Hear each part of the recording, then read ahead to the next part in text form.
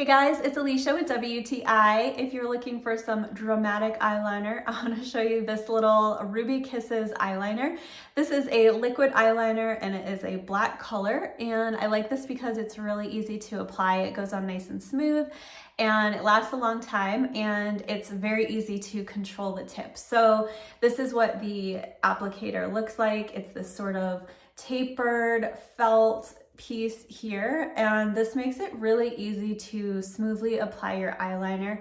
And if you're adding any sort of winged element to your eyeliner, this makes it really easy, so I like that. And the applicator and the handle is really easy to control. So it's an effective little eyeliner. I love that it's a super dark color. It adds some boldness and drama. So if you're looking to do that with your eyes and make a little pop or a little statement, then definitely check out this eyeliner from Ruby Kisses, and that's my point of view.